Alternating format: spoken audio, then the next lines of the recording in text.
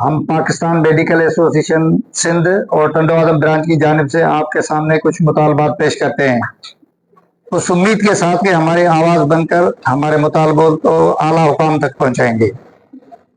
Number 1, जैसा कि एक झूठी FIR हमारी लेडी डॉक्टर्स डॉक्टर खुर्शीद चन्ना, डॉक्टर शगुफ्ता, डॉक्टर सुमेरा, डॉक्टर शोएब मेमन और मुर्क अस्पताल के स्टाफ के खिलाफ एक शख्स मोहब्बत मरी ने टंडोआदम सिटी पुलिस स्टेशन में दर्ज कराई है, जिसमें यह मौक़िफ़ इख्तियार किया गया है कि हमारे नवमौलूद बच्चे को डॉक्टर खुर्शीद चन्ना ने गुम कर दिया है।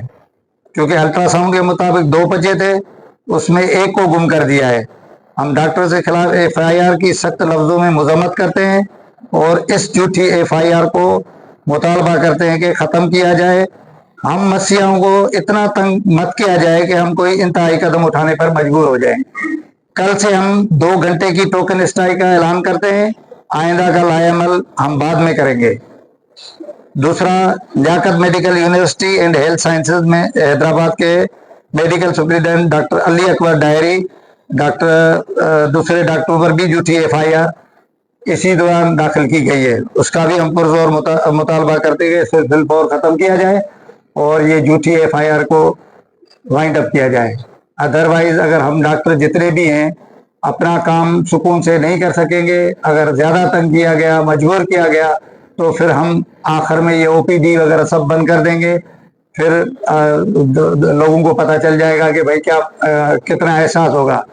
हम भी इंसान हैं, आप लोग हमारे भाई हैं, हमारे साथ ताउन करेंगे, साथ ही हमारे अपने हैं, तो हमने इनसे यही उम्मीद है कि वो हमारा इसमें भरपूर साथ देंगे। हम भी जितनी तंजीमें उनके साथ सबके साथ चलते हैं। ये हमारी गुजारिश है, इसलिए हम यहाँ आए हैं। तो जो भी आप लोगों को सवाल करना है तो हमारी पूरी टीम जो इसमें इन्वॉल्व है, जिनके ऊपर FIR काटी गई है, वो यहाँ मौजूद है।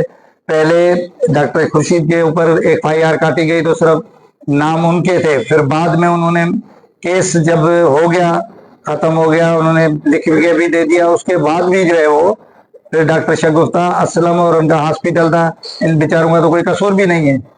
ठीक है, अल्ट्रासाउंड की रिपोर्ट है, वो गलत एरर भी आ सकता है, दूसरी चीज़ें भी हो सकती हैं। उसके बारे में अगर आप पूछेंगे तो लेडी डॉक्टर हमारी अल्ट्रासाउंड वाली भी है, जिसने ऑपरेशन किया डॉक्टर खुर्शीद ने, वो भी यहाँ मौजूद है। डॉक्टर शगुफ्ता जिसका हॉस्पिटल है, इसने तो ऑपरेशन भी नहीं किया है, अल्ट्रासाउंड भी नहीं किया है, उनका भी नाम दे दिया है। हम समझते हैं, हमारी ये ऑब्जर्वेशन है कि एक केस नहीं हुआ है, टंडोआदम में बहुत से केस हो चुके हैं। अब हम मजबूर हो गए हैं, इंतहाई मजबूरी के आलम में आए। तो आइंदा अगर इस तरह से होगा तो फिर हम भी इंसान हैं, हमारा भी रिएक्शन होगा। हम रात को भी देखते हैं, कभी इमरजेंसियां भी आपकी डील करते हैं।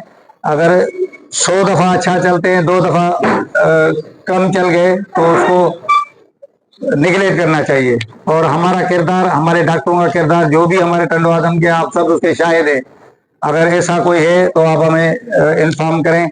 अल्लाह के फजल से इंशाअल्लाह ताला हम हल्फिया कहते हैं कि ऐसा होगा भी ना, हमारे डॉक्टर ऐसे हैं भी नहीं। अल्ट्रासाउंड में वाकई बार जनाब बिल 12 दिन रहती है सांस से शुरू करे बाहर थोड़ो जाओ हिकिड़ी हो रही जो कुछ कोने सब मोटियारा माण्हू शायद CCTV कैमरा लगी पई इन्वेस्टिगेशन कराइण घुरिजे सब कई आहे वॾी जान वधी आहे इन्वेस्टिगेशन कराइण चाहिनि भले कराइनि ॿार हिकिड़ो जाओ हिते ज़िंदगी गुज़री वई आहे डको साड़ा कम कया आहिनि कंदासीं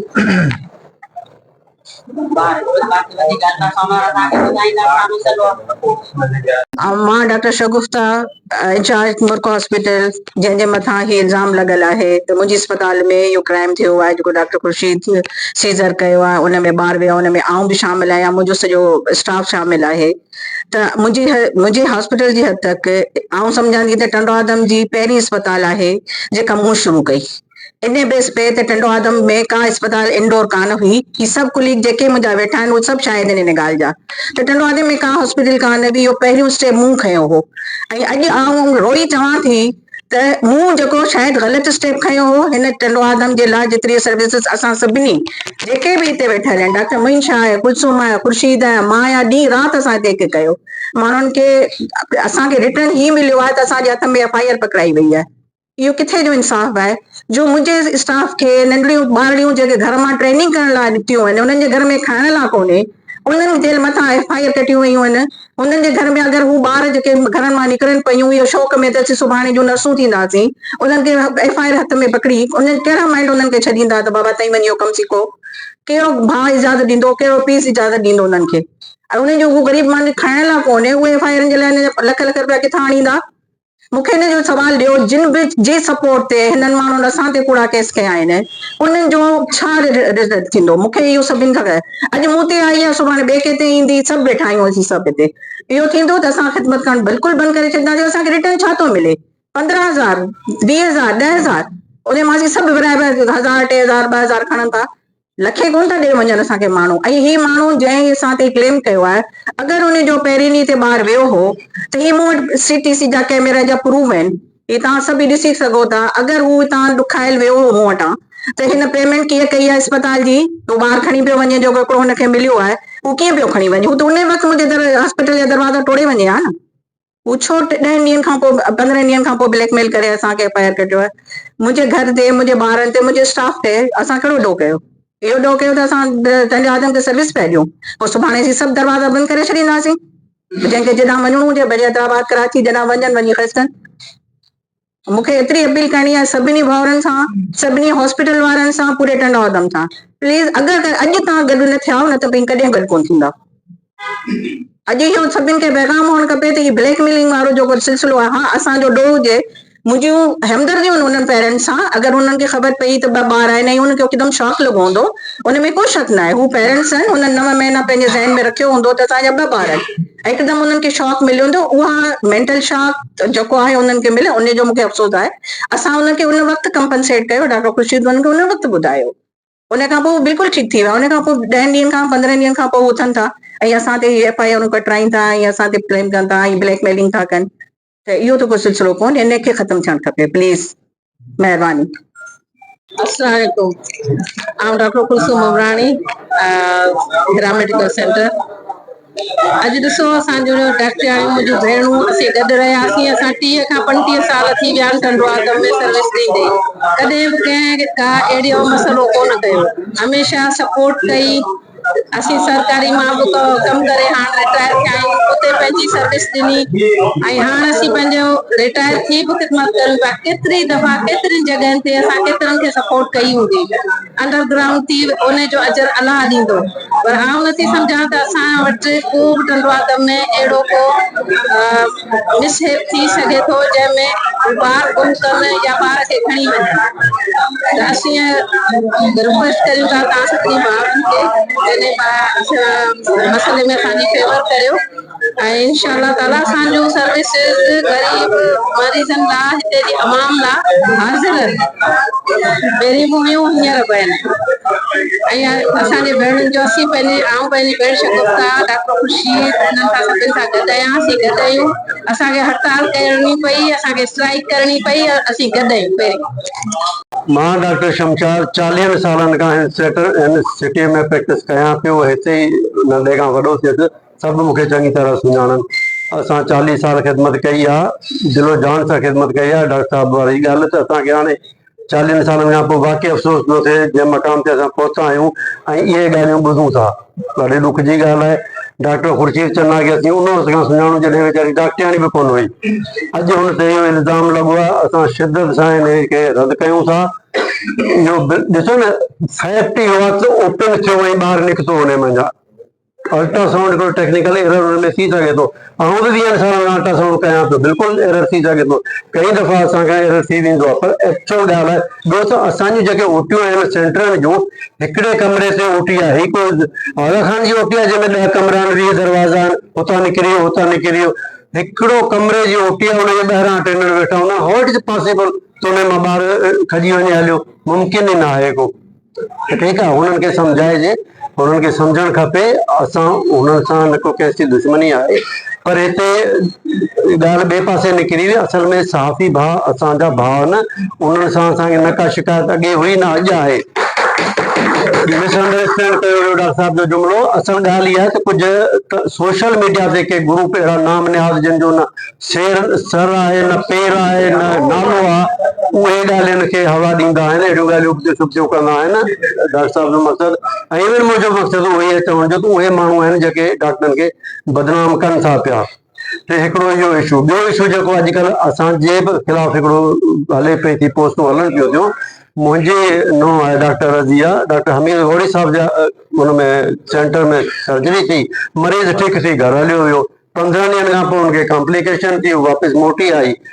मरीज़ खे चए बाबा हाणे तूं वञी या त हैदराबाद तोखे रेफर कंदासीं या जेको आहे सो असांजो कमु तो ओवर थी वियो, हाणे जेको कॉम्प्लिकेशन थियो उन सां असांजो को रिलेशन कोन्हे। मरीज़ मिलंदो कयो साईं असांखे जेको आहे सॼी ग़रीब माण्हू आहे, केॾांहुं वेंदासीं, तव्हां अॻे बि ऑपरेशन कयो आहे, महिरबानी करे असांजी मदद कयो। जीअं थींदो आहे, मरीज़ ग़रीब आहे, इन में बि को शक कोन्हे त मरीज़ ग़रीब आहे। डॉक्टर साहब मूंखे रिक्वेस्ट कई त बाबा पंहिंजे सेंटर में तव्हां एडमिट करे छॾियो, ऐं लुक आफ्टर थी कयां, असां एडमिट करे छॾियो। मां रिकॉर्ड हल्फिया थो चवां, असां हुन खां 1 रुपयो न वरितो आहे, न कमरे जो, न टेस्ट जो, न कंहिं शइ जो।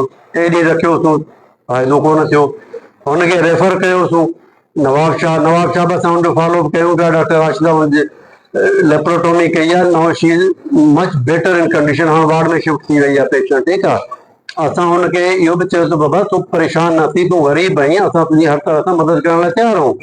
तुंहिंजो ख़र्च भरण लाइ या ॿिए कंहिं बि क़िस्म जी हेल्प, मॉरल सपोर्ट असां कई आहे। मुंहिंजी डॉक्टराणी हुते वञी ॾिसी आई आहे।